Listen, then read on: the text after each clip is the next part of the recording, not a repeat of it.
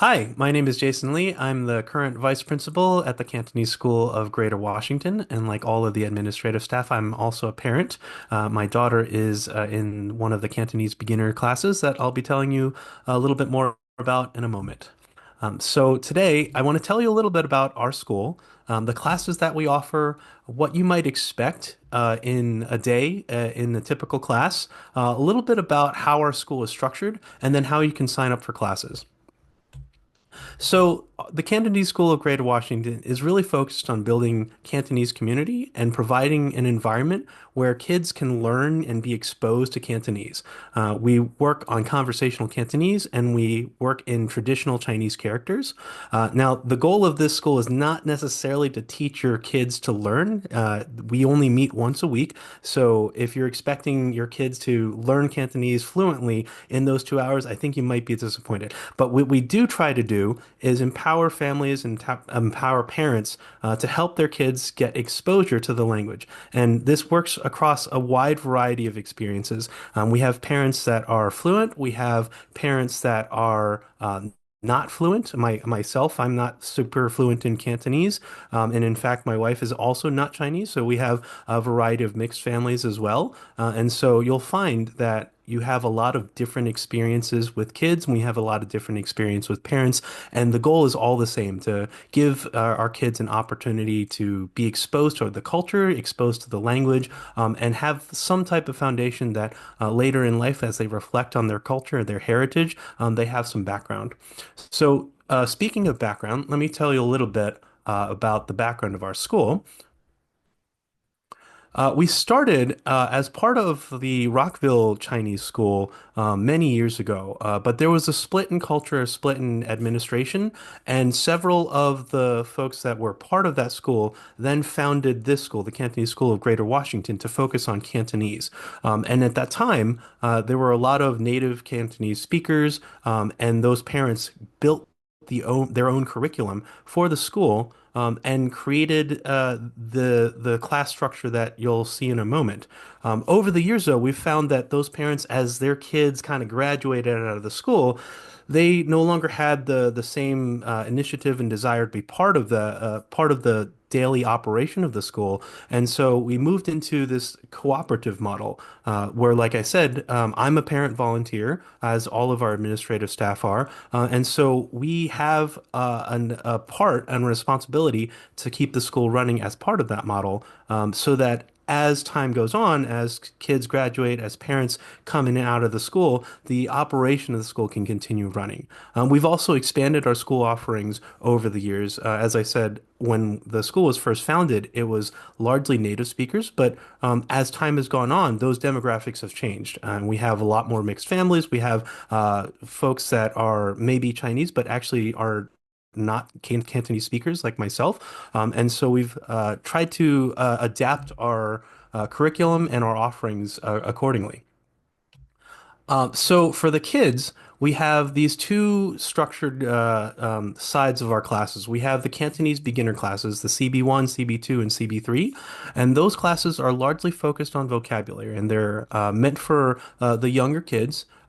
Each year and each class builds a little bit on the previous one, but it's not a prerequisite. So kids can jump directly into CB2 and CB3 depending on their age. The way that we build on that is that they'll learn basic things in CB1 like numbers. And in CB2, they'll learn vocabulary for some objects. And so you can kind of piece together a number and an object. In CB3, you kind of, again, learn more vocabulary and you can piece together, three red balloons or two big cats, right?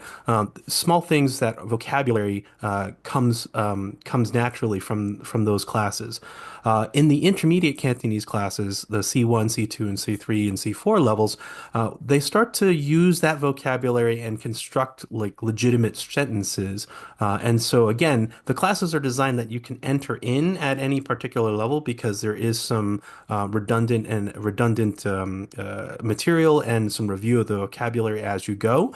But certainly going through the sequence as an age appropriate thing will let students kind of build over time. So in addition to the kids classes now, we also offer an adult Cantonese class, and this is not open to the general public. It's meant for parents and guardians of students, and the goal is to help our parents who may not be native speakers themselves understand what their kids are learning and potentially help them with homework or practice with them at home. And we also have extracurricular activities, again, just to expand the community and give our kids more time with other kids like them. And so these things are things like art class.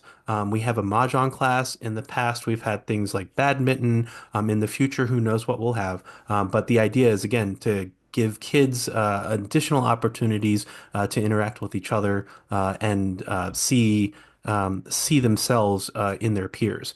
We also have social events throughout the year. So we celebrate the Mid-Autumn Festival, we celebrate Halloween, we celebrate Lunar New Year, and a couple other cultural events. So you might be wondering, what can I expect for classes, or like which class should I enroll my student in? Don't worry.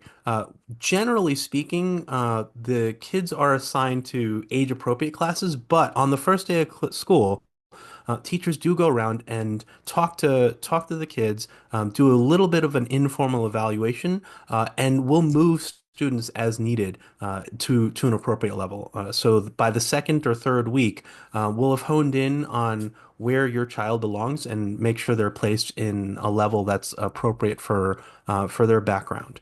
A typical day in class, we start school at 2 o'clock on Sundays at Ritchie Park. They'll be in the classroom. They'll usually have some type of fun activity to get them immersed and engaged. And then they'll learn some vocabulary, make some arts and crafts, perhaps sing a song. But all of this is done in Cantonese, and the classroom teachers are native speakers, and so all of this is part of that immersive experience. Classes typically end at 4 o'clock, and afterwards, those extracurricular activities that I mentioned run from 4 to 5 inside the school.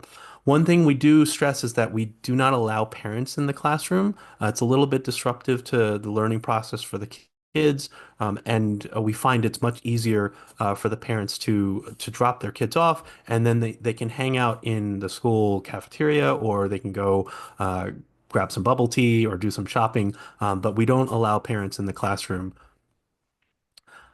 So I mentioned before we are a cooperative school. What that means is that all of the parents and families are expected to contribute to the school. We have a number of jobs and responsibilities, roles like vice principal, or administrator, or marketing, or fundraising, or some of the events and celebrations that I mentioned before, Lunar New Year, Halloween. We have organizers for that, and we ask parents to step up and take those roles. And that's how we're able to run the school at relatively low cost. And it also helps build that community that we're talking about, to get parents involved. Kids see their parents involved.